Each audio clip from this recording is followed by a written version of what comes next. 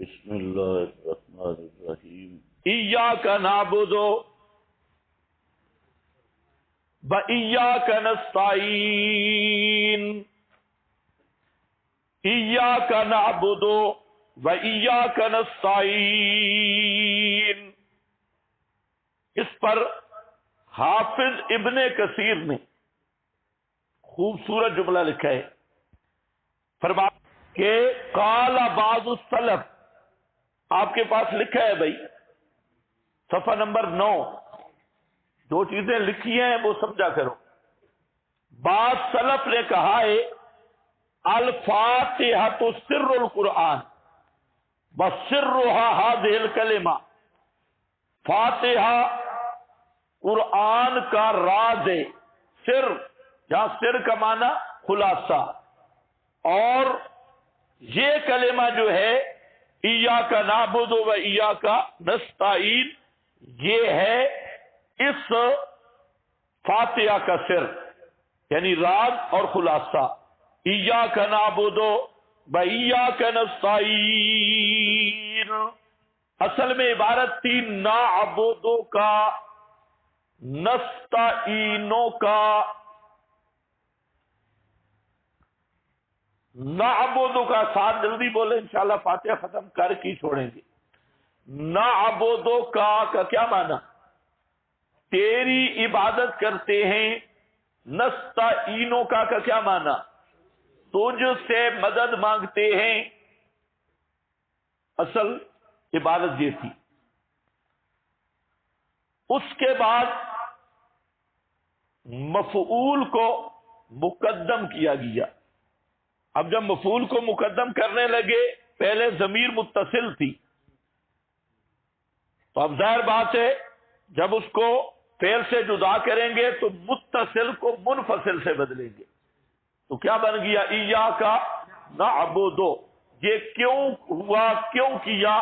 تقدیم و ما حق تاخیر یفید الحصر، حصر والا معنی پیدا کرنے کے لیے، کیونکہ قرآن کا مقصد یا کسی نبی کی بعثت کا مقصد یہ قطعاً نہیں رہا کہ اللہ کی عبادت کرو،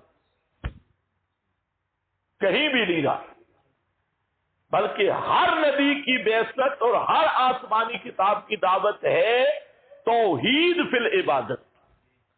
صرف عبادت نہیں، عبادت ہر دور کا مشرک کرتا رہا. ابو جہل بھی عبادت کرتا تھا. حج عبادت ہے یا نہیں؟ مکہ والے مشرک نمازی بھی تھے.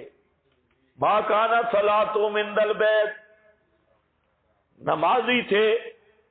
اس سال شاید مسئلہ الہ نہ آئے، یا دیکھیں گے جمہور کیا کہتی تو فیصلہ کر لیں گے. تو اگر مسئلہ الہ آئے تو اس میں پچھلے سال آیا تھا، تو آپ نے دیکھا کہ ابو جہل جو تھا بڑا صوفی آدمی تھا. مکہ والے مشرک کافی صوفی تھے، روزہ بھی ان میں تھا، نماز بھی تھی، حج، عمرے، ذکر، اذکار، دعائیں، ساری چیزیں، داڑیاں بھی، داڑیاں، ختنے، مسواک، استنجا، ساری چیزیں ان میں تھی. ہاں، اس حوالہ بات ہو چکی ہے. خیر، تو عبادت کا حکم نہیں، توحید فی العبادہ. اب ذرا غور کرنا پڑی، اہم مباحث جہاں سے شروع ہو رہی ہے. توحید فی العبادہ. تو ایاک کو مقدم کیا ہے حصر والے معنی کے لیے. اب معنی کیا ہوگا؟ ایاک نعبد، تیری ہی عبادت کرتے ہیں، تیری ہی عبادت کرتے ہیں. نعبدو کا بلا نعبدو غیرہ کا، نعبدو کا بلا نعبدو غیرہ کا. حصر میں دونوں معنی ہیں، ثبوت بھی نفی بھی، دونوں معنی ہوں گے. دوسرا فائدہ یہ سمجھے کہ ایاک نعبد و نستعین نہیں ذکر کیا، حالانکہ عبارت کافی تھی ایاک نعبد و नस्तईन, इय्याका का इयादा किया है, इय्याका नाबुदु व इय्याका नस्तईन। ये इयादा इय्याका का क्यों किया? इसका मुफस्सिरीन ने जवाब दिया कि इय्याका का इयादा ये बताने के लिए है कि जिस तरह इबादत मुस्तकिल सिर्फ तेरी करते हैं, इसी तरह इस्तिआनत बिल इस्तिकलाल सिर्फ तुझसे मांगती है। इबादत और इस्तिआनत दोनों के इस्तिकलाल के बयान के लिए इय्याका का इयादा किया, इय्याका नाबुदु व इय्या। और अगर इय्याका ना आता ना तो फिर नस्तईन नाबुदु के ताबे बन जाता, वो बित्तबा उसका जिक्र होता और नाबुदु बिल इसालत जिक्र होता, ये असल बनता और नस्तईन बित्तबा बनता। लेकिन इबादत से भी नस्तईन अहम में, मैंने जुमला बोल दिया, पता नहीं समझा है या नहीं, ये अभी माना करूंगा पता चला। नाबुदु से नस्तईनो अहम में, नाबुदु से नस्तईनो अहम में, इसलिए बावजूद इस तकाजा के कि इय्या का जिक्र ना किया जाए, इबारत पूरी, उसके बावजूद इय्या का में तकरार किया ताकि पता चले कि इय्या का नाबुदु इतना अहम नहीं जितना इय्या का नस्तईन अहम है। ये इस्तिकलाल मकसूद है। नंबर 3, तीसरा फायदा ज़हन में रख लो कि इय्याका नाबुदु, नाबुदु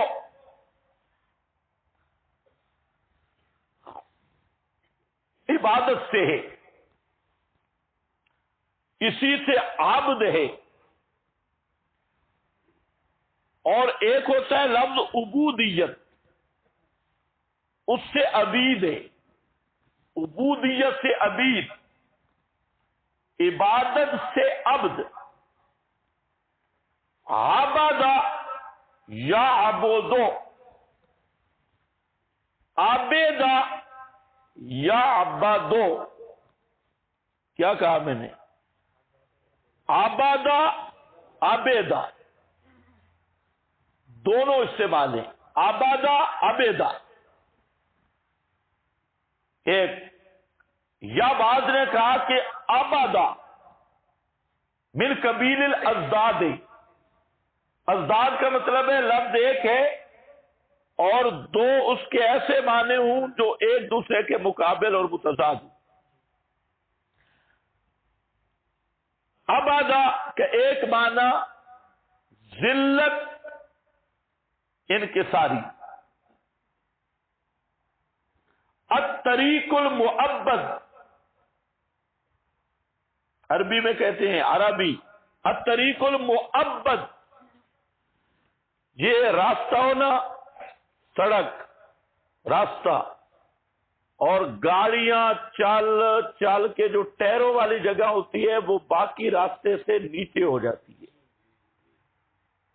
उसको कहते हैं अत्तरीकुल मुअब्बद। बाकी रास्ताओं पर और जिस पे ज्यादा वजन आया वो नीचे बैठ जाती है, इसी से क्या है खुजू एजज इनके साथ। इसमें जिल्लतें और आबेदा या आबादा का दूसरा माना, उसमें कुव्वतें, जोर है। तो एक माना जिल्लत और खुजू, दूसरा माना कुव्वत और जोर, ये मिन कबील अज़दाद। और जैसे पढ़ते हो वरा, आगे भी पीछे भी, वरा का माना आगे, वरा का माना पीछे। तो आबादा कुव्वत और जोर पर भी दलालत करता है। बाज़ ने तो फर्क किए मकायिस वगैरह ने कि आबादा में जिल्लत है, आबेदा में जोर है। बाज़ ने कहा आबादा یہی من قبیل الازداد ہے. ابدا کا ایک معنی میں کمزوری اور دوسرے میں شادوری ہے. اب کیا معنی ہوگا؟ عبد میں کمزوری، معبود میں شادوری. عبد میں کمزوری ہے، معبود میں شادوری ہے. اس لیے آبادہ کے معنی دو ہیں، کیونکہ اس کا تعلق عبد سے بھی ہے، معبود سے بھی ہے، دونوں سے. ایک طرف بندہ یہ خضوع، ذلت، کمزوری بندے عبد میں ہے، اور رفت، شان، قوت، زور، غلبہ معبود میں ہے. اسی لیے عبدہ ذو معنی جین من قبیل الازداد ہے. کتنے فائدے ہو گئے؟ 3. یہ فائدے آپ یاد رکھتے ہو. نمبر 4،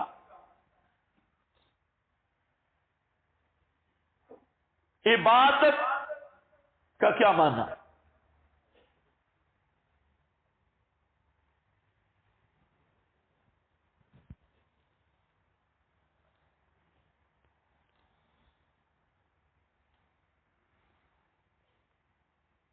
اس میں ایک نقطہ لکھ لو کہ قرآن میں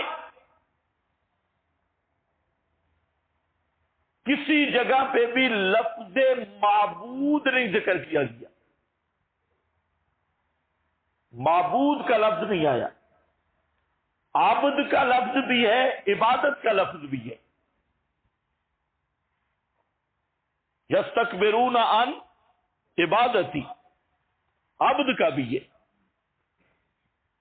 لیکن معبود کا لفظ پورے قرآن میں نہیں. یہ عجیب بات ہے. اس کی جگہ پہ لفظ الہ آیا ہے.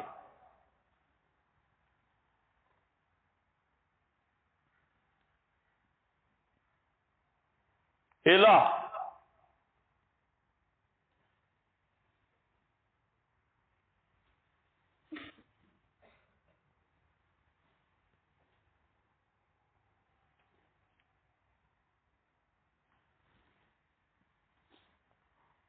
عبادت کی بیضابی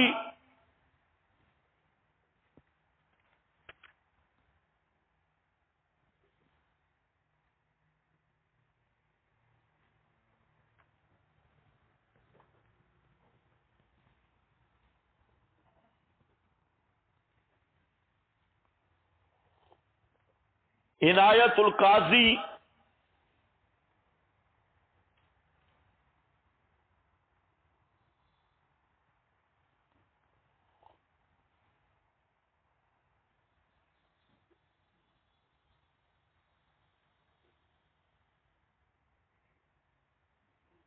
وغیرہ میں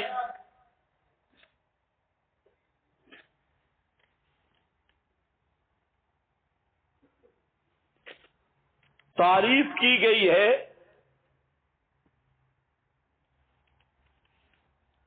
غایت تذلل.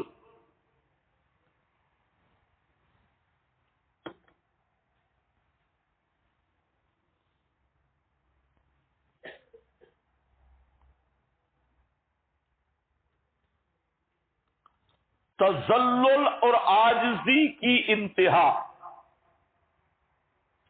آخری درجہ. یہ تمام حضرات جس نے بھی عبادت کی تعریف کی تقریباً یہی ہے، ملتی جلتی اقصا غایت تذلل، عاجزی، ذلت، انکساری کی انتہا، آخری درجہ. آپ کے پاس کہیں نہیں لکھا الفرقان میں؟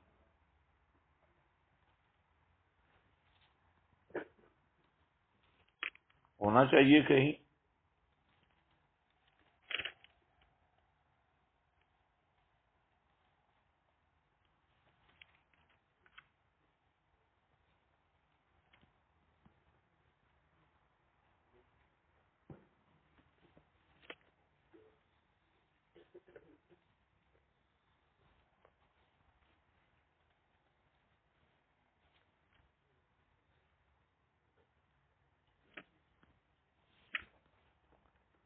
خیر نہیں لکھا تب بھی جہاں لکھا ہے وہاں دیکھ لو.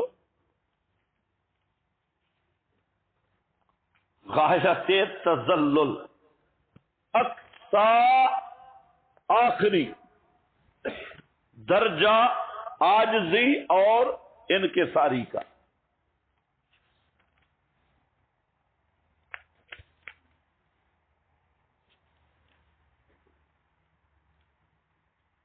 یہ حضرات نے لکھا، لیکن اس کا سمجھنا ضروری ہے. آخری درجہ انکساری کا، عاجزی کا، یہ مبہم سی بات تھی. آخری درجے سے کیا مراد ہے؟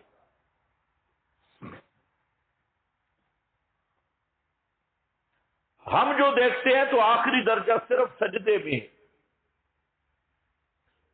جو سجدے میں ذلت، ماتھا چہرہ زمین پہ، اشرف الاعضاء کو زمین پہ رکھ دینا، اس سے بڑی ذلت کہیں نہیں. اور عبادت نام ہے آخری اقصی درجہ تذلل کا، تو پھر سجدے کے علاوہ کوئی فعل عبادت نہیں، کیونکہ اقصی اور آخری درجہ تو سجدہ ہے. یہ بات میری سمجھ گئے؟ عبادت نام کیا ہے؟ عاجزی کی انتہا، تذلل کی انتہا. تو تذلل اور عاجزی کی انتہا کس میں ہے؟ سجدہ میں ہے. جو سجدہ میں ذلت ہے وہ رکوع میں نہیں، جو رکوع میں ہے وہ قیام میں نہیں. تو پھر غایت تذلل کا کیا معنی؟ اس تعریف پر تو سوائے سجدے کے کوئی عبادت ہی نہیں. حالانکہ شریعت میں دیکھو، سونا بھی عبادت، جیسے آپ کا اٹھ کر سبق پڑھیں گے، اور خطیب کا کہ جب تک سویا ہے دین اس کے شر سے محفوظ ہے.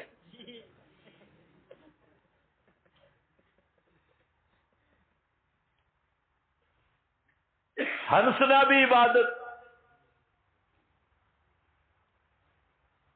رونا بھی عبادت، حتیٰ کہ اکڑنا بھی عبادت.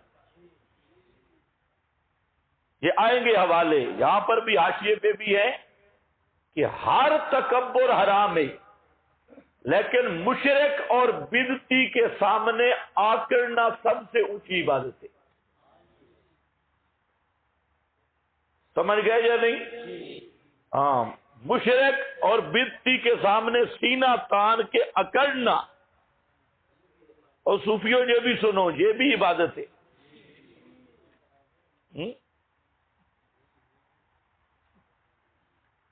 حتیٰ کہ کعبۃ اللہ کا طواف کرتے ہوئے یہ اکڑنا عبادت بن گیا. مشرکان ذرا ساڑن ہستے، مشرکوں کو جلانا عبادت ہے. جلے بے ایمان. جتنا مشرک کو آگ لگے اتنا بڑے آپ کے درجے. یہ فضائل اعمال آپ کو کوئی نہیں بتاتا، حالانکہ یہ بخاری مسلم میں حدیث کھڑی ہے، فضائل اعمال میں نہیں. کہ صحابہ کے ہاتھ لگ گیا نا ابو جہل والا اونٹ بدر میں. ابو جہل تو شہید پہ نار ہوا، اور ابو جہل کا جو اونٹ ہے مال غنیمت صحابہ کے ہاتھ میں آ گیا. اب جب یہ آئے حدیبیہ میں تو بعض صحابہ اس ابو جہل والے اونٹ کو آگے آگے چلاتے. کیوں؟ ان کا مقصد تھا کہ مشرکوں کو آگ لگے. ساڑھے ابے والا اٹھایا، حاجی صاحب والا اٹھایا، حضرت حاجی ابو جہل شاہ صاحب کی سواری آ گئی ان کو جلانے کے لیے. تو مشرک اور بدعتی کو جلانا یہ سنت الصحابہ ہے، اور اس پر تقریر نبوی موجود ہے، اصل دین ہے. اور مشرک اور بدعتی نے یہ سنت المنافقین ہے.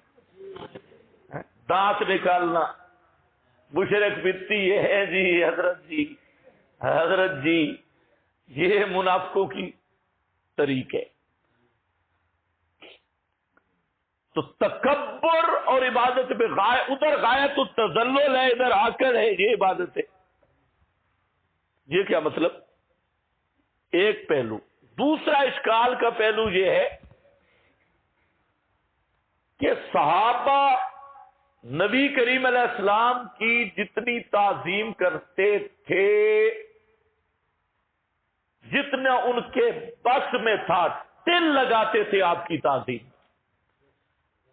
اور کوئی کسر نہیں چھوڑتا، حتیٰ کہ نبی پاک علیہ السلام کے لعاب کو بھی نیچے نہیں گرنے دیتے تھے. یہی تو عروہ نے کہا تھا، بخاری میں ہے کہ میں بڑے بڑے درباروں میں گیا لیکن ما رأیت ما یعظم اصحاب محمد محمدا، میں نے نہیں دیکھا کہ محمد کے صحابہ جو محمد کی تعظیم کرتی، کہیں یہ بات نہیں دیکھی. صحابہ سب سے بڑی تعظیم کر رہے ہیں، عبادت کیوں نہیں؟ اسی طرح عاشق معشوق میں فنا ہو جاتا ہے. قد شغف ہا حبا، اس کے دل میں اس کی محبت چیر کے داخل ہو گئی دل کے پردے کو، اور محب محبوب یا عاشق معشوق، عاشق اس قدر تعظیم کرتا ہے معبود کی کہ معبود کی خواہش پہ قربان ہوتا ہے، اس کے ساتھ محبت، اس کے ساتھ ہر رضا کے لیے اس کا کام کرتا ہے، لیکن اسے عبادت کوئی بھی نہیں کہتا.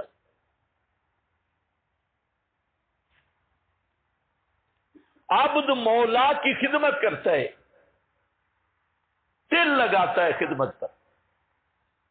غلام شاگرد استاد کی خدمت کرتا ہے، دل و جان سے، اگر حلالی مطلب ہے صحیح طالب علم ہو، دل و جان سے دل لگاتا ہے، لیکن اس کو خدمت کہتے ہیں، عبادت نہیں کہتے. وہ کون سا غایت التذلل ہے بھائی؟ آج کی تعظیم، غایت تعظیم بھی آیا ہے، غایت التعظیم. ہم نے دیکھا کہ صحابہ نے کوئی کسر چھوڑی آپ کی تعظیم میں، پھر غایت تعظیم کا کیا معنی؟ صحیح شاگرد اپنے استاد کی تعظیم میں کوئی کسر چھوڑتے، پھر غایت تعظیم کا کیا معنی؟ یا تو کوئی کسر چھوڑے تو یہ غایت تذلل یا غایت تعظیم، یہ مبہم نہیں. مسئلہ وہ ہے جس پہ سب انبیاء کی بعثت ہوئی، اور ایسا ابہام، تو اس کا کیا اثر کیا ہے، سمجھنا چاہیے یا نہیں؟ تم جتنی بھی تعریفیں پڑھو انہی 3 لفظوں پہ رکے گی: غایت تعظیم، غایت تذلل، عاجزی انکساری کی انتہا. بس اس پر اس اشکال کا جواب صاحب المنار نے بھی دیا. یہ بڑا اشکال تھا، اور حافظ ابن القیم نے بھی دیا.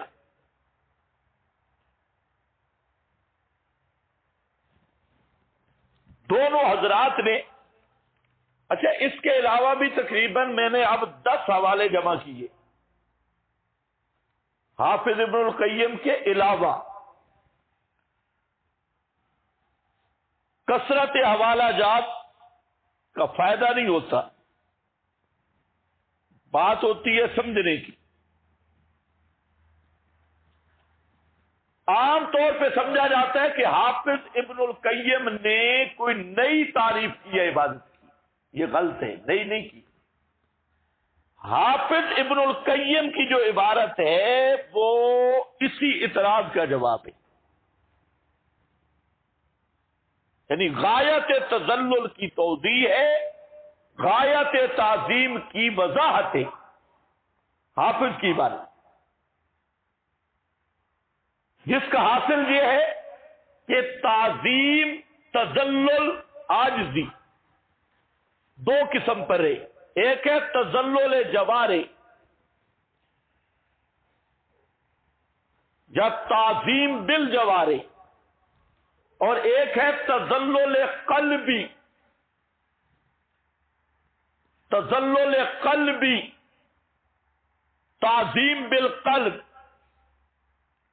یہاں جو مفسرین کہہ رہے ہیں غایت تذلل، غایت تعظیم، تو یہ ظاہری تذلل، ظاہری تعظیم یا جوارے کی تعظیم و تذلل ہرگز مراد نہیں، بلکہ یہاں مراد کیا ہے؟ باطنی قلبی تعظیم اور تذلل، جس کا نام ہے عقیدہ. جس کا نام کیا ہے؟ عقیدہ. شاباش بولو، جس کا نام کیا ہے؟ عقیدہ.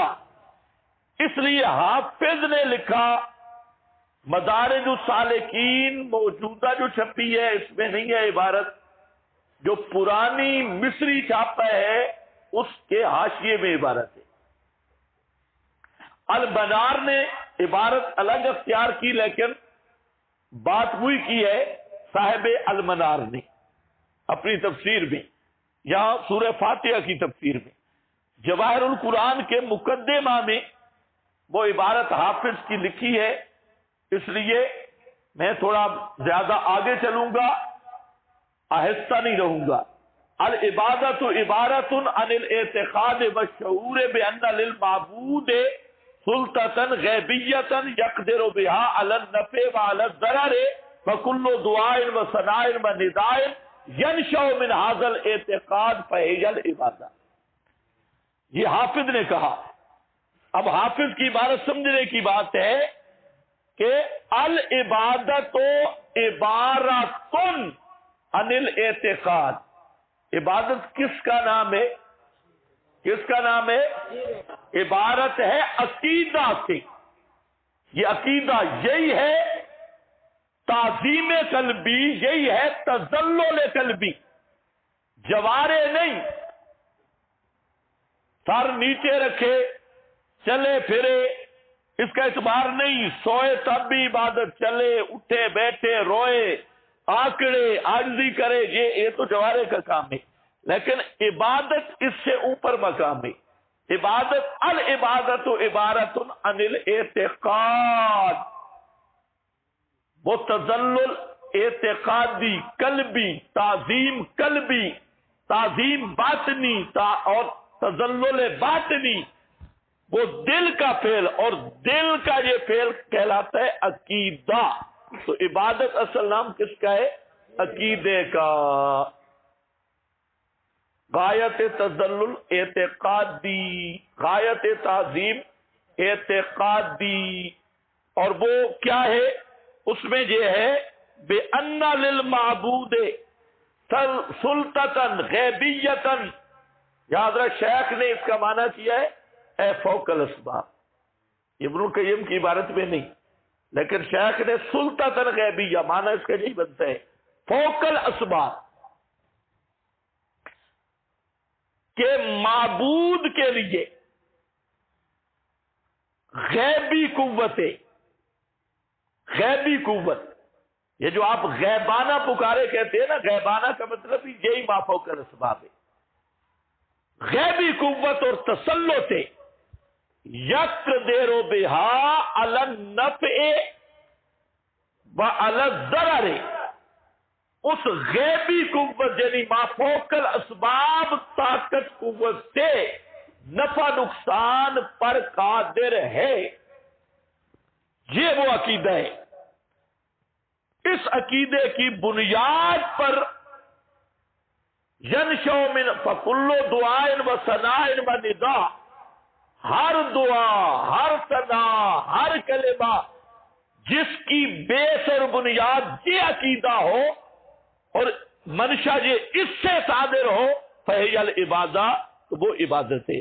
خلاصہ جتنے مفسرین نے غایت تذلل غایت تعظیم کہا، اس کی تفصیل ابن القیم نے کر دی کہ تذلل اعتقادی، تعظیم اعتقادی، اور اعتقادی کا مطلب معبود میں ما فوق الاسباب صفات ماننا، یہ ہے تذلل اعتقادی۔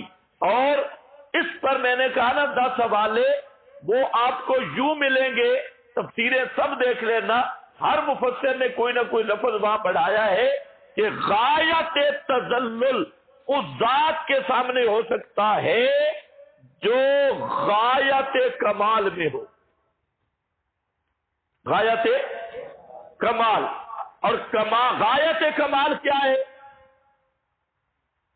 جس میں دو چیزیں ہوں، ایک عدم الاحتیاج اور ایک احاطہ، عدم الاحتیاج اور ایک احاطہ کامل ہو، تو کمال وہی ہوتا ہے عدم الاحتیاج، وہ محتاج نہ ہو، اور وہی چیز ہے جو مخلوق ہے یہ محتاج ہے کس کی؟ ہر فعل میں اسباب کی، تو اسے عدم الاحتیاج کو فوق الاسباب، وراء الاسباب، اسباب ظاہری سے بالا تر جو لفظ بھی بولو، اور احاطہ کامل، دونوں چیزیں۔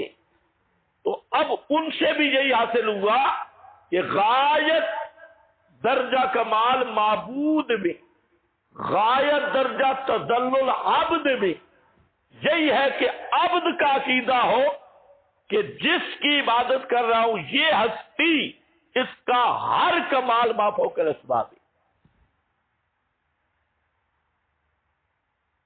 اس عقیدے سے نبی کا نام لے گا نبی کی عبادت، علی کا نام لے گا علی کی عبادت، اور اس عقیدے سے خالی ہو کر یہ عقیدہ نہ ہو اس کے علاوہ جو ٹل لگائے نبی کی تعظیم میں، جو لگا سکتے ہو لگاؤ، لیکن یہ عقیدہ نہیں، اس عقیدے سے نہیں، بس یہ عقیدہ نہ ہو، باقی جتنی تعظیم نبی کی ہو، اولیاء کی ہو، اساتذہ کی ہو، اس کا نام عبادت نہیں۔ سمجھ گئے میری بات؟ خدمت اور عبادت میں فرق ہے، الفرق بین التعظیم والعبادہ، یہ بھی فرق ہے، الفرق بین الخدمت والعبادہ، فرق ہے، اس کو سمجھنا ضروری ہے۔ اب یہ تو حافظ کی بات ہے، اگر آپ قرآن پاک دیکھیں تو قرآن کریم میں آپ کو پورے قرآن میں دو ہی چیزیں ملیں گی جہاں الہ کا اثبات ہے، یا تو دو مضمون کا اثبات ہوگا قریب بالکل، اور وہ دو مضمون کیا؟ اختیار ما فوق الاسباب، علم ما فوق الاسباب، علم الغیب، تصرف ما فوق الاسباب، یہ آپ کو ملے گی جہاں بھی الوہیت کا ذکر ہے۔ یا اگر آپ غور کریں گے تو تھوڑا سا پیچھے مضمون وہ چل رہا ہوگا، اور جہاں غیر اللہ سے عبادت کی نفی کی گئی تو یہ دو چیزوں کی نفی وہاں ہونا ضروری ہے، علم الغیب یعنی علم ما فوق الاسباب، اور تصرف ما فوق الاسباب۔ امام اہل سنت حضرت نیلوی شاہ صاحب رحمت اللہ علیہ وہ جہاں لفظ بولتے تھے ہمادان ہماکر، ہمادان ہماکر، یہ دو صفتیں ہیں، اور یہ راضی نے بھی لکھا اور حضرات نے بھی لکھا، اور ہم لکھت ایسے پیش کر رہے ہیں، ابھی قرآن سے دیکھتے ہیں قرآن کیا کہتا ہے۔ یہی تسلط معبود اور الہ کا قرآن نے ثابت کیا۔ سورۃ النمل نکالے، ہد چلو بزرگوں کی مفتی صاحب کی تصدیق بھی آ جائے، اور مفتی بھی ٹوپی والا نہیں، پگڑی والا مفتی.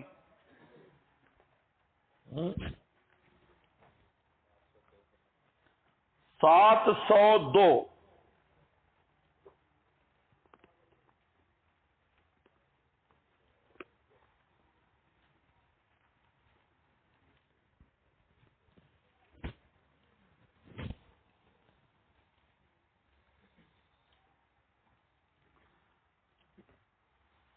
702 صفحہ بھی.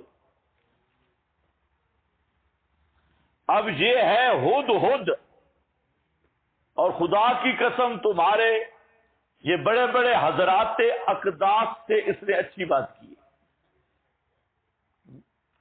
جو کوئی شیخ الاسلام بنا بیٹھا ہے، شیخ خال اسلام، کوئی جناب مفتی اعظم ہے، کوئی اس سے بھی اوپر درجہ ہے، کوئی حضرت قدوس ہے، کوئی حضرت عقد ہے، یہ نہیں سمجھ سکے. اور آؤ ذرا ہدہد کیا کہتا ہے. ہدہد نے کمال کیا، اس لیے میں نے کہا نا پگڑی والا مفتی ہے، اس کے سر پہ پگڑی بھی ہوتی ہے. اور ہدہد کو بھی اللہ نے مقام دے دیا. اس پرندے کو کون پوچھتا تھا؟ چھوٹی سی چڑی ہے، اتنی سی چڑی، اس کی کیا حیثیت تھی؟ لیکن توحیدی کلمات بولے نا تو اس کا ذکر بھی اللہ نے باقی کر دیا. دیکھو اب کیسی توحید ہے. اللہ یسجدوا للہ، ایک تو غیرت ہے حدود میں. دیکھا نا زنانی حکومت کر رہی ہے،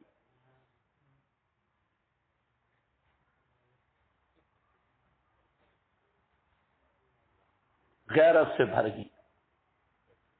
یہ نہیں ہے کہ ادھر بٹھا کے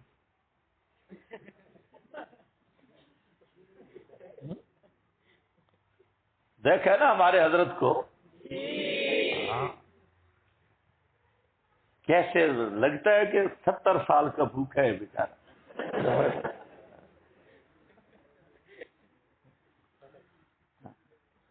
ہدہد نے دیکھا بھئی زنانی حکومت کر رہی ہے، مرد سارے مر گئے ان کے، اس لیے، اور ہے بھی مشرک. اب اس کو غصہ آیا، کہتے اللہ یسجدو، یہ اللہ یسجدو میں غصہ ہے نا. اللہ یسجدو للہ، کیوں نہیں سجدہ کرتے صرف اللہ کا؟ کیوں نہیں یہ سجدہ کرتے صرف اللہ کا؟ اللہ یسجدو للہ الذی. علماء جانتے ہیں، نہیں جانتے تو جان لیں کہ موصول صلہ قائم مقام علت کے ہوتا ہے. وجہ الذی یخرج الخبء فی السماوات والارض، وہ اللہ جو چھپی چیزیں نکالتا ہے آسمانوں سے اور زمین سے، یعنی آسمانوں سے بارش برسانے والا، زمین سے نباتات اور کھیتیاں اگانے والا. یہ کیا ہے؟ تصرف ما فوقل، یہ ہے تصرف ما فوق الاسباب. وَيَعْلَمُ مَا تُخْفُونَ وَمَا تُعْلِنُونَ، اور وہی جانتا ہے ما تخفون، جن چیزوں کو تم چھپاتے ہو، وما تعلنون، اور جن کو تم ظاہر کرتے ہو. یہ کیا علم ما فوقل، دونوں چیزیں سمجھ کے اب نتیجہ نکالا اللہ لا الہ الا ہو. یہ ہے اللہ لا الہ الا ہو. ہو تھک گئے ہو؟ ہاں، اللہ لا الہ الا ہو، اللہ وہ ہے جس کے سوا الہ کوئی نہیں. اللہ لا الہ الا ہو. یہ تو اب الذی یخرج الخبء فی السماوات، تصرف ما فوق الاسباب اور یعلم علم ما فوق الاسباب، دونوں چیزیں آ گئی۔ اس پر نتیجہ اللہ لا الہ الا ہو۔ ہاں، اس پر بہت سارے مقام ہیں، انشاءاللہ آگے میں دکھاؤں گا۔ تو عبادت کا معنی میں نے بتانا تھا، اب عبادت کا معنی بھی آ گیا اور الہ کا معنی بھی آ گیا کہ الہ کس کو کہتے ہیں، عبادت کس کو کہتی ہے۔ اب ذرا بات سمجھو، ایاک نعبد و ایاک نستعین، یہ جو واو ہے یہ واو تفسیریہ ہے، فتاوی کبریٰ میں امام نے لکھا۔ تو اب معنی کیا ہوگا، ایاک نعبد و ایاک،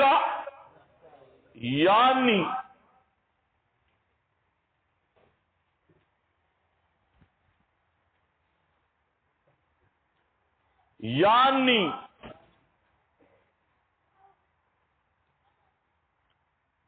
تجھ ہی سے مدد چاہتی، یعنی تجھ ہی۔ یہ کون پاگل کا بچہ ہے ادھر سامنے؟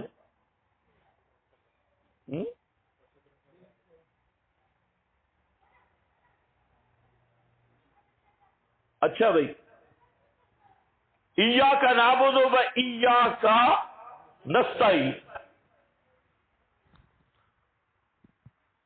واو تفسیریہ، تیری ہی عبادت کرتے ہیں یعنی تجھ ہی سے مدد مانگتی ہے، تجھ ہی سے مدد مانگتی ہے۔ تو اس صورت میں ایاک نستعین یہ تفسیر ہے ایاک نعبد۔ آپ پوری توجہ سے بیٹھو، لمبی تقریر نہیں کر رہا، مختصر۔ اگلی بات ذرا سمجھو کہ ایاک نعبد، دوسرا یہ ہے کہ یہ واو عاطفہ بناؤ، عاطفہ بناؤ تو یہ عطف الخاص علی العام کے قبیل سے۔ ایاک نعبد عام ہے اور اس کا اہم فرد ایاک نستعین ہے، وہ کیا ہے؟ فرد خاص ایاک نستعین۔ تو اگر واو تفسیریہ بناؤ تب ایاک نستعین تفسیر ہوگی ایاک نعبد کی، اور اگر واو بناؤ عاطفہ تو عطف الخاص علی العام ہوگا، اور وجہ اس کی کیا ہے کہ یہ اہم الافراد ہے۔ دعا پکار کیا ہے؟ اہم الافراد، تمام افراد سے اہم فرد عبادت کا وہ سور و پکارے۔ ختم۔ اس کے بعد یہاں پر بھی وہی اشکال ہے جو ابھی میں نے بتایا، لیکن سمجھو رہے، تعظیم یا تذلل، دو، تعظیم و تذلل کیا حد بنائی تھی؟ عقیدہ، اور عقیدہ معبود کے بارے میں تصرف ما فوق الاسباب، تو وہ تعظیم عبادت بنتی تھی، وہ تذلل عبادت بنا۔ ہر تذلل عبادت نہیں، ہر تعظیم عبادت نہیں، اسی طرح ہر استعانت بھی عبادت نہیں۔ جس طرح ہر تعظیم عبادت نہیں، ہر تذلل عبادت نہیں، اسی طرح ہر استعانت بھی عبادت نہیں۔ وہاں فوق الاسباب، یہاں بھی فوق الاسباب، کہ مستعان کی صفات ما فوق الاسباب مان کر اس سے مدد طلب کرنا، یہ کیا ہوگا؟ میں آپ کی توجہ اور طرف دلانا چاہتا ہوں۔ توجہ یہ کہ ایاک نستعین میں جب ہم بات کرتے ہیں تو التباس ڈالنے والے کہتے ہیں دیکھو جی من انصاری اللہ، من انصاری اللہ تعاونوا علی البر والتقوی اعینونی بقوت ذوالقرنین نے کہا تو معلوم ہوتا ہے غیر اللہ سے مدد مانگنا جائز ہے۔ ادھر حضرت عیسیٰ من انصاری مانگ رہے، ادھر تعاونوا علی البر، یہ مشرکین سب کے سب یہ ایسے پڑھتی ہیں۔ اور پھر مثال دیتے ہیں کہ گولی قبض کشا ہو سکتی ہے کہ علی مشکل کشا۔ میں کہا بھئی کیوں لفظ کیوں بدلے ہیں؟ ادھر بھی کہے گولی قبض کشا ہو سکتی ہے، پیر قبض کشا نہیں ہو سکتا۔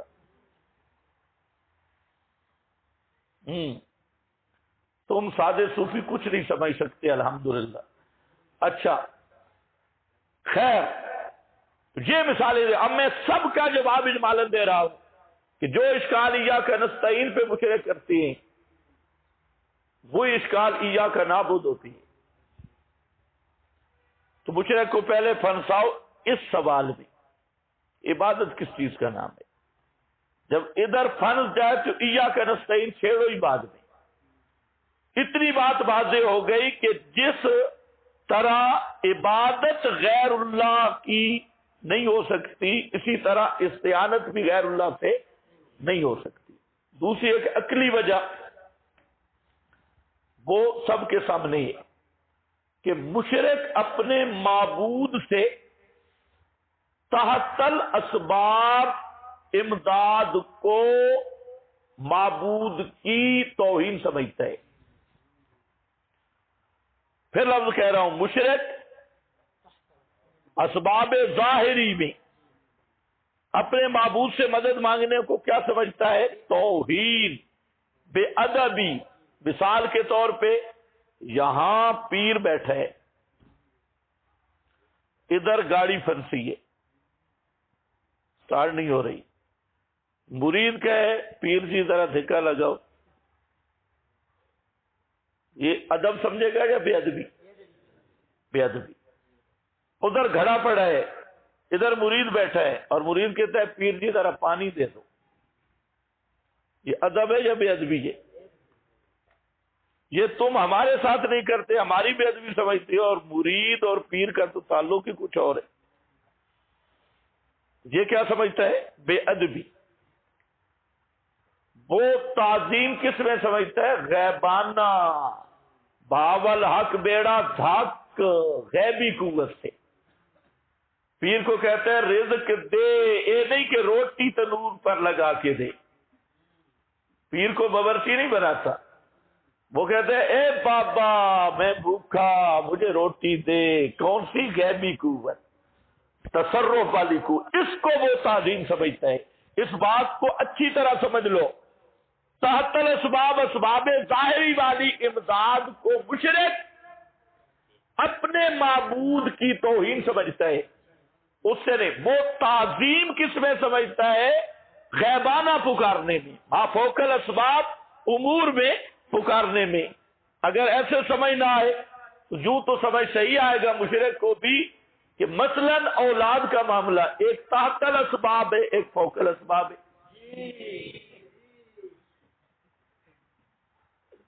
اب جو مشرک پیر کو کہتے ہیں پیرا اولاد دے یا دلوا، تحت الاسباب تعامل لے گا؟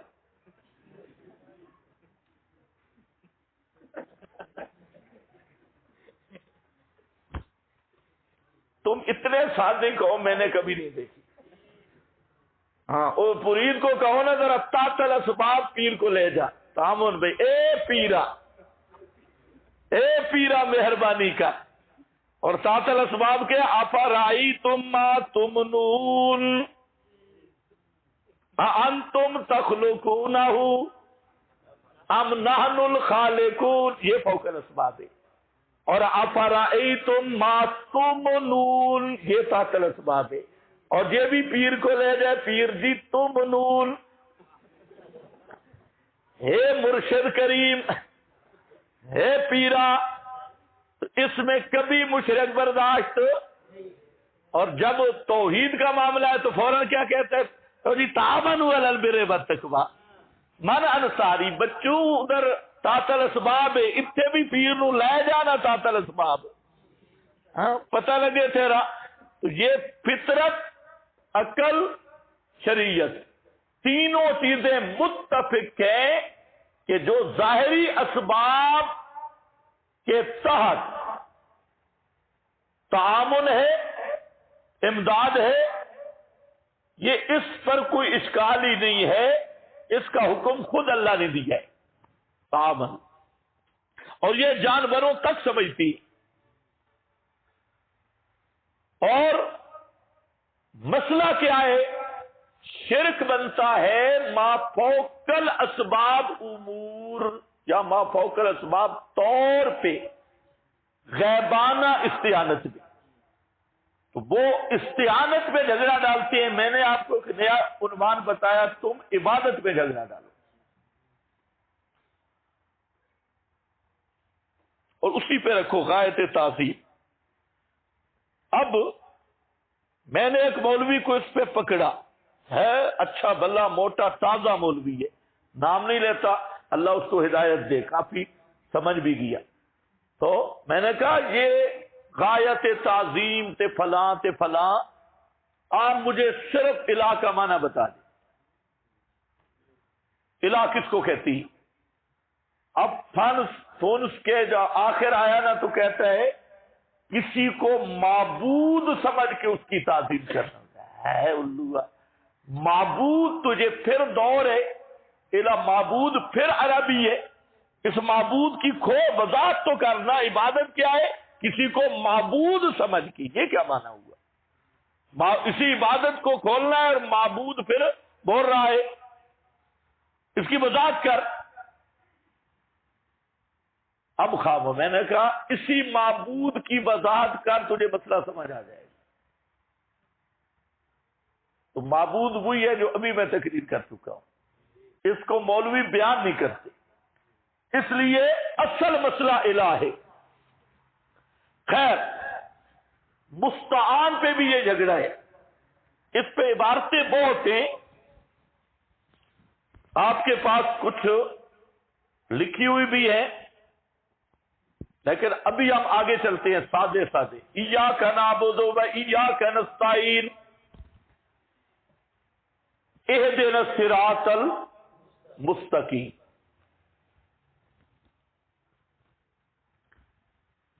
اہدنا الصراط المستقیم. اہدنا ہدایت دو قسم پر ہے. پہلا فائدہ ہدایت دو قسم پر ہے. نمبر ایک ہدایت فطری. نمبر دو ہدایت کسبی. ہدایت فطری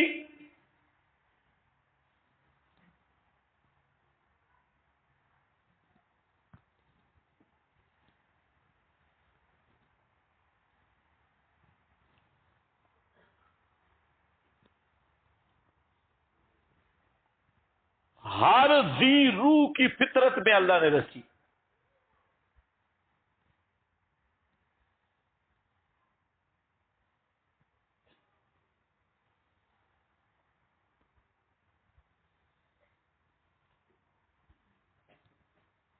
جیسے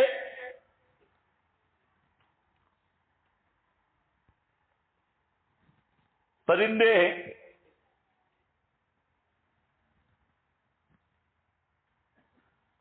میں نے پہلی دفعہ کبوتر کے بچے دیکھے. انڈوں سے بچے نکلے. اب میں سوچ رہا تھا کہ یہ کھائیں گے کیا؟ نہ تو کبوتری کا دودھ ہے اور یہ اتنے نرم ہیں تو یہ کون سی غذا کھائیں گے؟ میں کچھ دیر تک سوچتا رہا بھائی یہ پتہ نہیں کیا کھائیں گے. یہ بڑے کیسے ہوں گے؟ بچیں گے کیسے؟ تو کبوتری نے اپنی چونچ اس کی چونچ میں ڈالی بچے کی. اور جو خود اپنا ہضم کردہ غذا تھی وہ اس میں ڈالنا شروع کی، اپنے معدے والی غذا۔ یہ ہدایت فطری ہے۔ کبوتری کسی سکول میں تو نہیں گئی کیا کرنا ہے، یا کسی اسٹیشن پہ سنا ہو وہ جی 6 7 دفعہ متعلقات بیٹھی ہوتی ہیں سمجھانے کے لیے، نہیں، اپنا ہضم کیا ہوا کھانا اس نے اس کی چونچ میں چونچ ڈال کے کھلایا۔ پھر کبوتر آیا، اس نے دوسرے کو کھلایا۔ یہ دو اور وہ بھی دو، یہ بھی اللہ کی حکمت ہے۔ اب اگر بچے اس کے زیادہ ہوتے تو یہ اندر والی خوراک کہاں سے لیتی؟ کھلایا اس کو۔ جب وہ بچے اور اس کو اپنے پروں کے نیچے رکھا، جب تک ان کے پر نہیں نکلے تو ایک اٹھتا تو دوسرا بیٹھ جاتا، کبوتری اٹھتی تو کبوتر بیٹھ جاتا، کبوتر اٹھتا تو کبوتری بیٹھ جاتی۔ جب پر نکل آئے بالکل اجنبی بن گئے، وہ کہا بھائی تم جانو تمہارا کام جانے۔ جب کھانے کے آ گئے تو وہ اب نہیں کھلاتے۔ یہ سب ہدایت، اور یہ سمجھ سے بالا تر کام ہے۔ ہدایت فطری ہے، اللہ نے اس کی فطرت میں رکھا ہے۔ کوے کے بارے میں مشہور ہے، جب اس کے بچے پیدا ہوں یہ بالکل لال گوشت کا ٹکڑا ہوتا ہے اور ماں بھاگ جاتی ہے، اس پر کیڑے مکوڑے اکٹھے ہوتے ہیں کوئی سمجھ کے کھانے کے لیے، اور اس کی خوراک وہی پتنگے ہیں جو اس پہ آتی ہیں۔ جب اس کے پر آتے ہیں تو ماں پھر چلے سے واپس آ جاتی ہے۔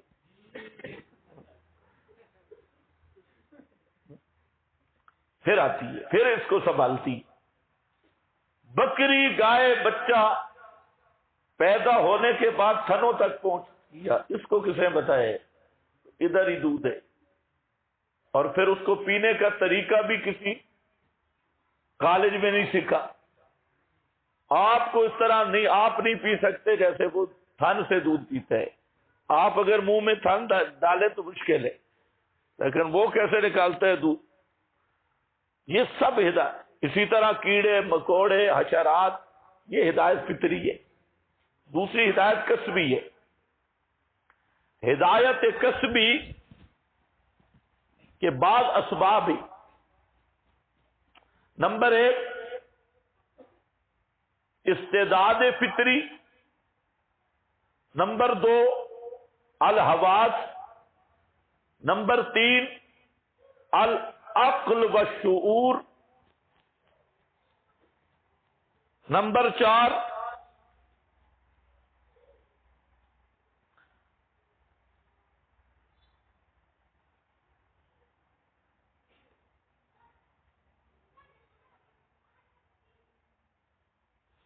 مظاہر کائنات،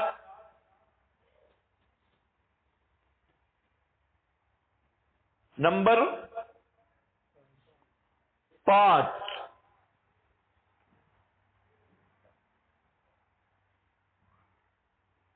الوحج۔ الوحج میں انبیاء، کتب، دعات، دائی سب داخل ہے۔ تم چونکہ پنجپیری ہو اس لیے 5 اسباب ہیں کس کے؟ ہدایت کسبی کے۔ اور ہدایت کسبی کے درجے 4 ہیں۔ نمبر 1 انابت، نمبر 2 ہدایت، نمبر 3 استقامت، نمبر 4 ربط القلب۔ انابت دل میں مسئلہ سمجھنے کی تڑپ، یہ پہلا درجہ ہے کہ آدمی کا دل ہو، تڑپ ہو کہ مجھے حق سمجھ آ جائے۔ اس کے مقابل میں کیا ہوتا ہے؟ اناڑی ضدی، اور نہیں ہماری جماعت یوں نہیں کہتی، میرا بزرگ ہمارے ہاں استاد جی یوں نہیں فرماتے تھے. اے جی کھوتا کبھی مسئلہ نہیں سمجھ سکتا. مسئلہ وہ سمجھتا ہے جو دل خالی کر کے بیٹھے، دعا کر کے کہ یا اللہ جو حق بات ہے وہ میرے دل میں ڈال دے. یہ انابت ہے.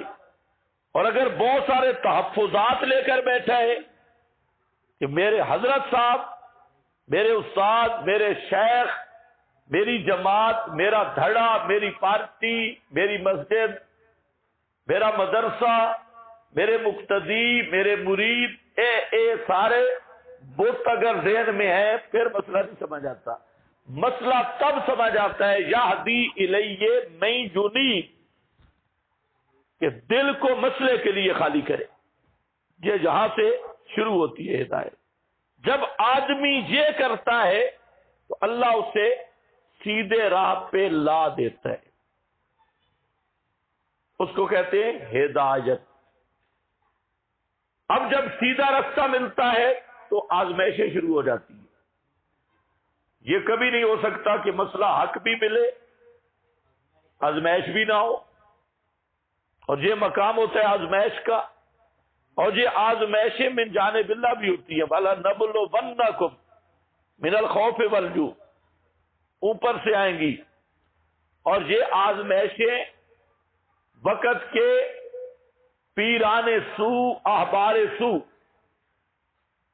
پیروں کی طرف سے، مولویوں کی طرف سے اور چودھریوں کی طرف سے آزمائشیں آئیں گی.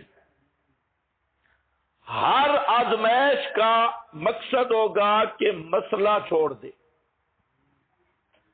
یہ مسئلہ مشکل ہے، یہ سننے کے ساتھ نہیں تعلق رکھتا. یہ جب مسئلہ آئے تو پھر آدمی کو یہ حالات پیش آتی ہیں ہر طرف سے. ادھر استاد کہے گا او بھائی مانا تو ترنول گیا تھا،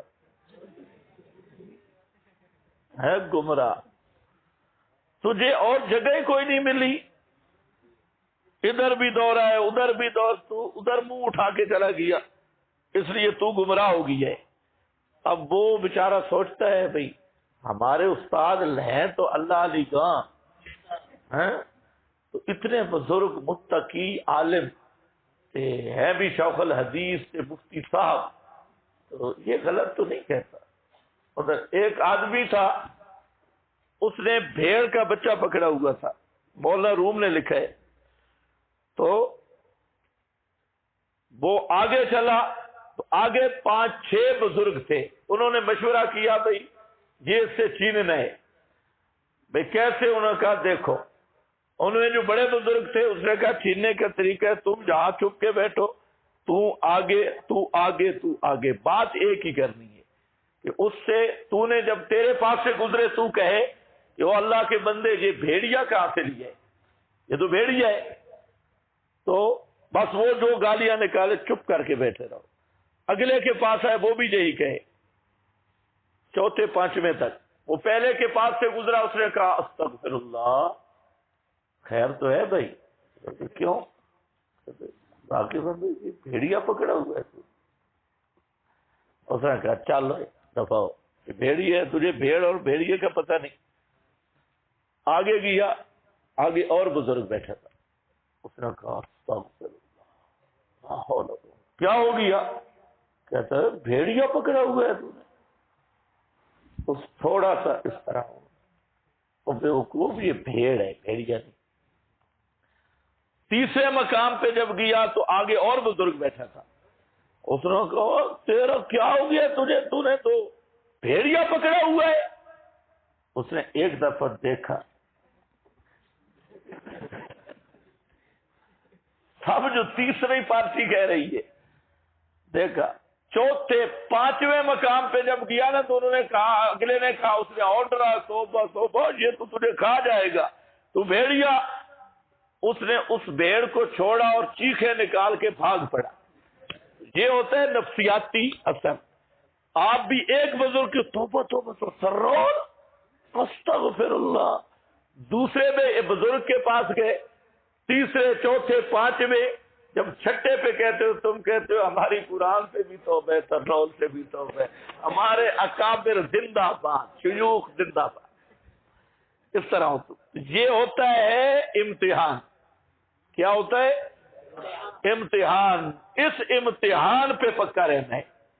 یہ امتحان آتے ہیں جب بندہ اس میں استقامت کرتا ہے, ڈٹ جاتا ہے کہ ساری دنیا دفع ہو, مسئلہ حق یہی ہے, لیکن مسئلہ سمجھ کے ڈٹ جاتا ہے, تو اس ڈٹنے کا نام استقامت ہے.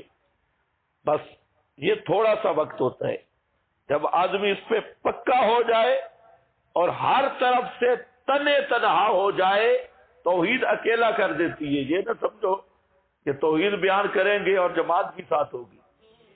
نہ تنظیم, نہ جماعت, نہ جتھا, نہ مولوی, نہ پیر. ایک دفعہ اللہ مواحد کو دنیا سے مواحد کر دیتا ہے, بالکل تنہا کر دیتا ہے. کسی کو کہا نا توحید تو یہ ہے کہ خدا حشر میں کہہ دے یہ بندہ دو عالم سے خفا میرے لیے, کسی کو چھوڑتا ہی نہیں, ہر ایک کے ساتھ لڑائی ہے. توحید کا معراج بنتے ہی تب ہے. اب اللہ آپ کو ایک نعمت دے گا, اس کا نام ہے ربط علی القلب. ان تینوں کو کٹھا سورۃ الکہف میں بیان کیا. اور بھی آئے مقام اصحاب کہف, انہم فتیۃ آمنوا بربہم وزدناہم ھدی. آمنوا بربہم, آمنوا ایمان لائے, بربہم پہلا درجہ میں نے بیان کیا, یادی الیہ من ینیب, یادی الیہ من اناب. آمنوا بربہم ایمان لائے اپنے رب کے ساتھ. اگلا کیا ہے؟ زدناہم ھدی. ایمان پر مصیبتیں آنے لگی, وہ اسی پہ ڈٹ گئے. جب ڈٹ گئے زدناہم, استقامت اختیار کی, پکے ہو گئے. آگے وربطنا علی قلوبہم, وہ اس اپنے قدموں پہ پکے ہوئے, ہم نے ان کے دلوں کو اپنی مٹھی میں لے لیا. ربطنا علی قلوبہم, ربط علی القلب کا درجہ ہے اولئک ھم الراشدون. یہ درجہ ہے کہ ربط علی القلب کے بعد ضلال نہیں, کفر نہیں. یہ آخری ٹھنڈک اور آخری درجہ ہے ہدایت کا. اور ایمان کے لیے ضروری ہے کہ سب صحابہ کے متعلق یہی درجہ ماننا ایمان کا, ربط علی القلب والا, سب کے سب. تو ہدایت کسبی کے کتنے درجے ہیں بھائی؟ نمبر 1 انابت, نمبر 2 ہدایت, نمبر 3 استقامت, اور نمبر 4 ربط علی القلب. اب آؤ اہدنا الصراط المستقیم. اس پر اشکال ہے. اہدنا, ہم جب کہتے ہیں اہدنا تو ہمارے دل میں یہ ہوتا ہے کہ ہمیں استقامت اور ربط علی القلوب کا درجہ عطا کر دے.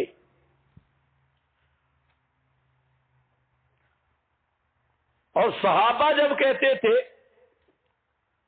تو ان کے لیے درجہ ہدایت کا تھا ثبتنا,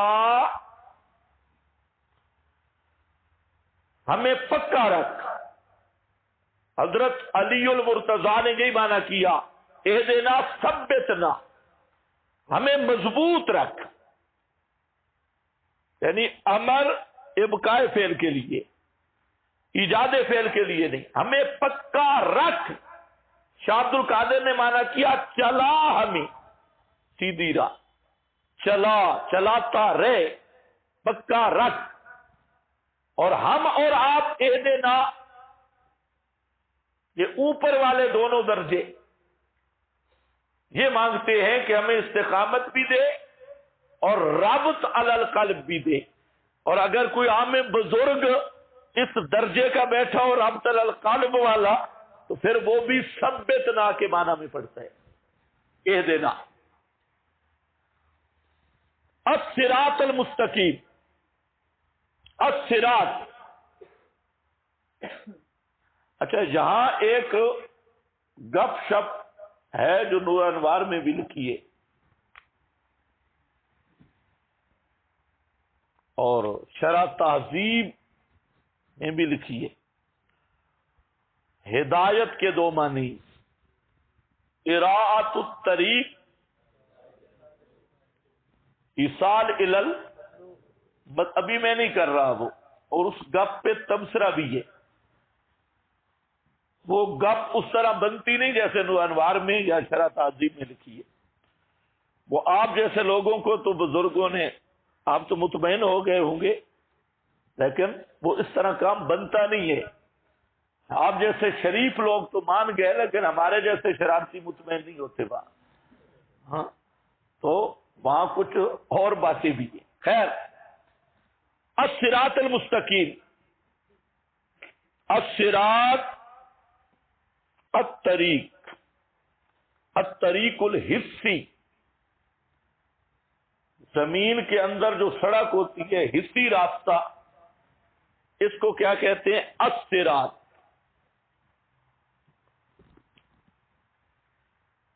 عربی میں المستقیم الذی لا اعوجاج فی،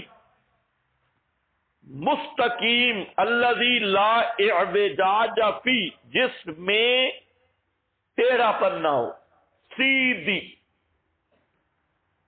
سیدھی راہ۔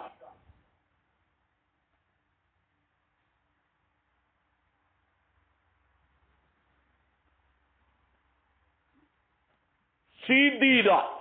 حافظ ابن القیم رحمہ اللہ نے اس پر لمبی بات کی، ساری بات کا خلاصہ کہ الصراط المستقیم وہ راستہ ہے جس میں تین اوصاف ہو، ثلاثت اوصاف۔ نمبر ایک، وسیع اور کشادہ راہ ہو۔ نمبر دو، سیدھی جس میں موڑ، کجی، ٹول پلازا نہ ہو۔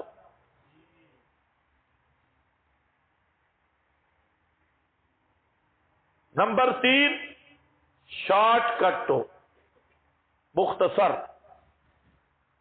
یہ تین اوصاف جس راہ میں ہوں اسے کیا کہتے ہیں؟ الصراط المستقیم۔ تم اس کو کیا بولتے ہیں؟ شار عام، شار عام۔ یہ جو موجودہ موٹر وے یا سی پیک ہے یہ تو سارا ٹیڑھا ہے، اس طرح نہیں ہے، سیدھا راستہ ہو، سیدھا، مختصر، کشادہ۔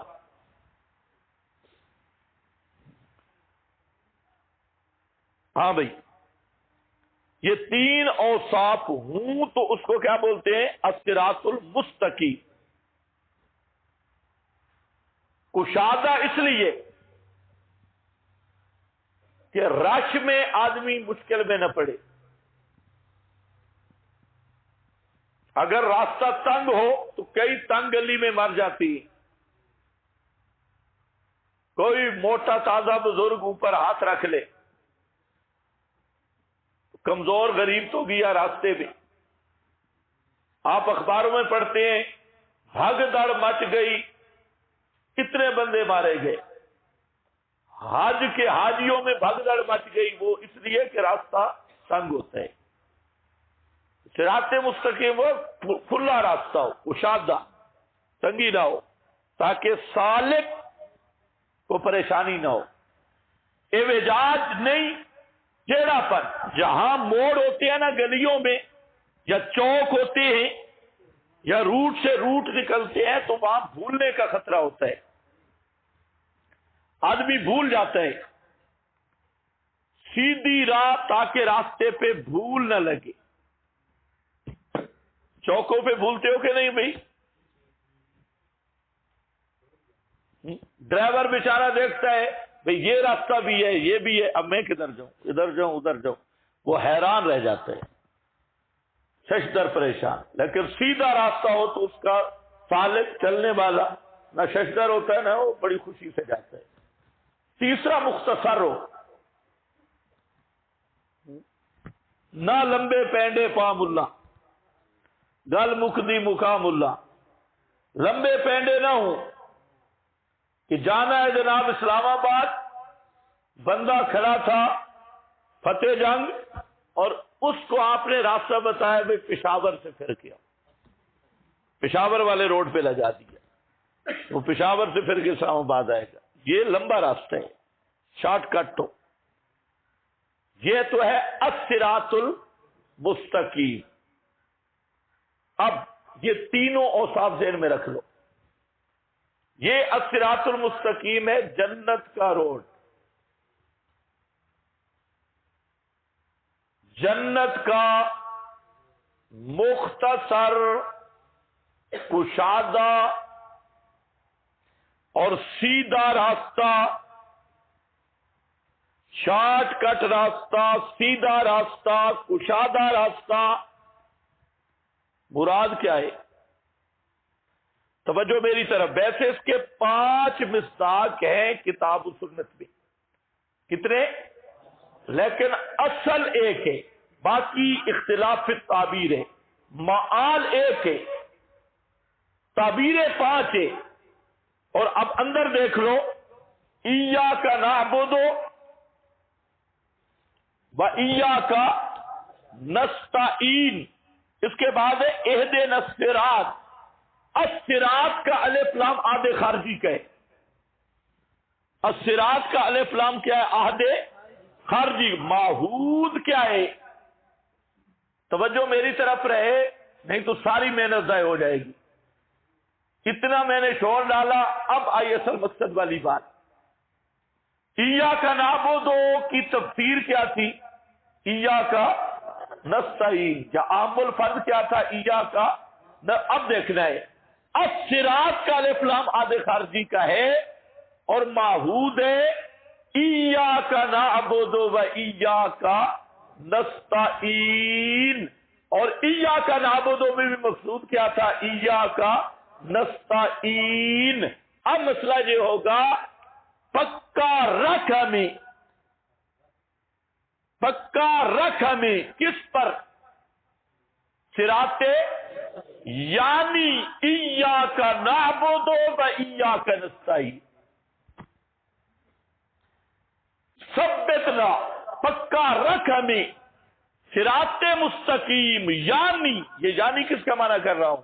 الف لام عہد خارجی کا ہے اور معہود ہے ایاک نعبد و ایاک نستعین، اہدنا، پکا رکھ ہمیں صراط مستقیم پر، یعنی ایاک نعبد و ایاک نستعین، یعنی عبادت تیری ہی کرے، توحید فی العبادت، اور بالخصوص صد سور پکار دعا وہ صرف تیری ہی کرے اور تیری ہی کرتے رہے، اسی مسئلے پہ ہمیں پکا رکھنا ہے۔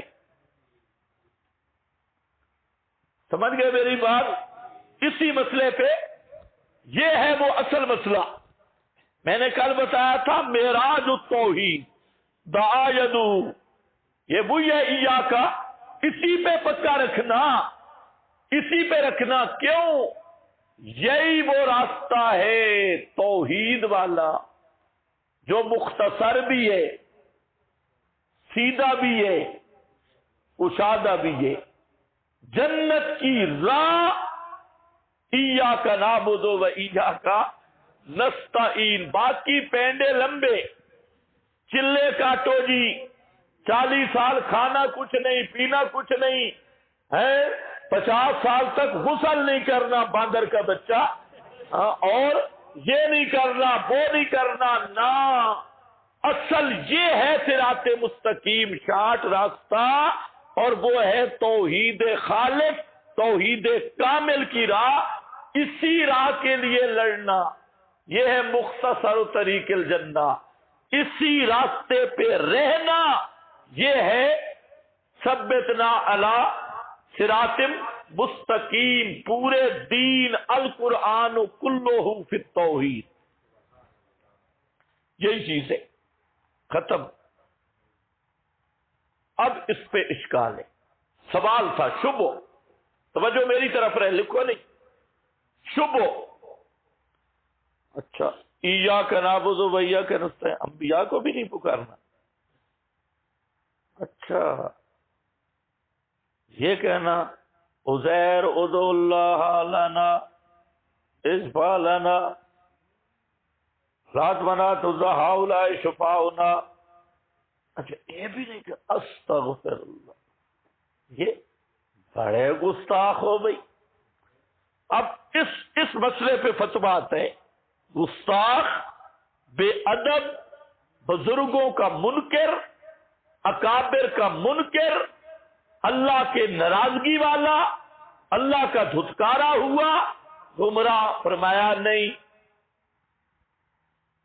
یہ جو ہے ایاک نعبد و ایاک نستعین، اس راہ والا دھتکارا ہوا نہیں ہوتا، یہ اس راستے والا کون ہوتا ہے؟ الذین انعمت علیہم، یہ انعام والوں کا راستہ ہے، بے ادب و گستاخوں کا راستہ نہیں ہو مشرکو، یہ ہے ان لوگوں کا راستہ انعمت علیہم، اور وہ کون ہے؟ انعم اللہ علیہم من النبیین والصدیقین والشہداء والصالحین، یہی گروہ اسی راستے پہ رہے، یہ بے ادبوں کا راستہ نہیں، محروموں کا راستہ نہیں، بلکہ یہ راستہ کہ اہدنا الصراط المستقیم، صراط الذین، یہ صراط بدل الکل ہے، اور اسی راستے کی تبیین بذات ہے، اور مطلب کیا ہے؟ یہ راستہ ان کا ہے جن پہ تیرا انعام ہوا، وہ منعم علیہم لوگ ہیں، نہ ان پہ اللہ ناراض ہوتا ہے، نہ وہ گمراہ ہوتے ہیں۔ مانا کیا کیا میں نے؟ ایک جماعت ہے، تین نہیں ہے، ایک جماعت ہے، صراط الذین انعمت علیہم، راستہ ان کا جن پہ تیرا انعام ہوا، نہ ان پہ تیرا غضب ہوا، نہ وہ گمراہ ہوئے، ان پہ تیرا انعام ہوا، نہ ان پہ غضب ہوا، نہ وہ گمراہ ہوئے۔ مشرک یہی دو فتوے لگاتا ہے، یہ مغضوب ہے، اللہ ان سے ناراض ہو گیا ہے، پیروں کی مار پڑ گئی ہے، اللہ ناراض ہو گیا، یہ تو کہتا ہے جی بالکل نبی سے بھی نہیں مانگنا، ولی سے بھی نہیں مانگنا، علی سے بھی نہیں مانگنا، یہ پکا کھڑا ہے ایاک نعبد و ایاک نستعین، اس میں اللہ کی ناراضگی آ گئی، فرمایا غیر المغضوب، یہ دھتکارے ہوئے نہیں، انعمت علیہم، ان پہ اللہ کا انعام ہوا، منعم علیہم، اور تو جو کہتا ہے ان پہ اللہ ناراض ہوا، فرمایا نہیں، ان پہ اللہ ناراض نہیں ہوتا۔ اچھا اگلا فتویٰ، یہ گمراہ ہو گئے، ان کے پیچھے نماز نہیں، فلاں نہیں، فلاں نہیں، ابو جہل بھی کہتا تھا یہ گمراہ ہو گیا ہے، باپ داد، فرمایا بولو ضالین، یہ گمراہ بھی نہیں ہو مشرکو، یہ منعم علیہم لوگ ہیں۔ ختم، سورہ فاتحہ ختم۔ الذی صراط الذین انعمت، یہ کتنے گروہ ہیں؟ ایک، تم نے پڑھے ہوئے ہیں، یہ ایک گروہ ہے، اس لیے ترجمے میں خیال رکھنا جو میں نے ترجمہ کیا، اور یہ ترجمہ اللہ کی رحمت و شیخ الہند پر، شاہ عبد القادر شیخ الہند نے یہ ترجمہ کیا ہے، شاہ عبد القادر والا اور شیخ الہند کا تفسیر عثمانی، اس میں ترجمہ ہے، جواہر القرآن میں بھی وہی ترجمہ ہے۔ تو اصل معنی یہ ہے کہ راستہ ان کا جن پہ تو نے انعام کیا، آگے ایک ترجمہ یہ نہ ان کا جن پہ تیرا یہ نہیں مانا، یہ نہیں مانا، راستہ ان کا جن پہ تیرا انعام ہوا، نہ ان پہ تیرا غضب ہوا، نہ وہ گمراہ ہوئی۔ اس ترجمے کو ذہن میں رکھنا۔ اور جو دوسرا ترجمہ کرتے ہیں جن پہ تیرا انعام ہوا، نہ ان کا، اب پھر تین جماعتیں بن جاتی ہے، وہ بات ہی الگ ہو جاتی ہے۔ اس طرح وہ بات ہی نہیں، یہ ایک ہی جماعت ہے، اس کے تین اوصاف ہیں۔ وہی راستہ الذین ہے جن پہ انعام ہوا ہے، وہی غیر المغضوب ہیں، وہی لضالین۔ اب وہ مولانا نے جو تقریر کی تھی، میں نے آپ کو بتایا تھا کہ چاروں حصے کہاں تک ختم ہو گئے تھے، مالک کے یوم الدین تک۔ تو آگے سورہ فاتحہ میں پھر کیا ہے؟ وہ قرآن کے چار حصے تھے نا، الحمدللہ، الحمد للخالق، خالقیت کا بیان آ گیا انعام تک، پھر رب العالمین انعام سے ربوبیت کا بیان آ گیا، پھر الرحمن الرحیم کہف سے سبا تک تبارک تصرف کا بیان آ گیا، اور مالک یوم الدین قیامت یعنی چوتھے حصے کا بیان، شفیقاری وغیرہ کی نفی وہ آ گیا۔ تو یہ آگے کیا ہے پھر؟ ایاک نعبد و ایاک، مولانا بھی یہی بتانا چاہتی ہیں۔ اب مولانا کی تقریر یوں ہوگی کہ الحمدللہ تمام صفات کارسازیہ اللہ کے ساتھ خاص ہے،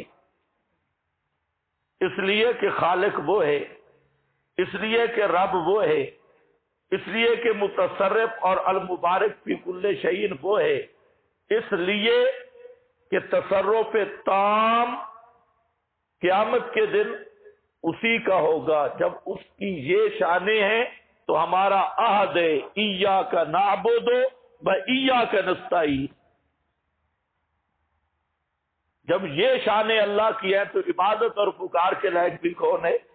اللہ۔ اور یہی عبادت و پکار کیا ہے؟ صراط اس پہ شبو، اچھا یہ صراط مستقیم ہے۔ اکابر کے منکرو ضرور بے ادب فلاں فلاں سارے فتوے فرا نہیں، انعمت علیہم ذالک من فضل اللہ علینا، انعمت علیہم وہ ہیں۔ اچھا یہ دھتکارے گئے، اللہ ان پہ ناراض ہو گیا، بزرگوں کی مار پڑ گئی، فلاں غیر المغضوب،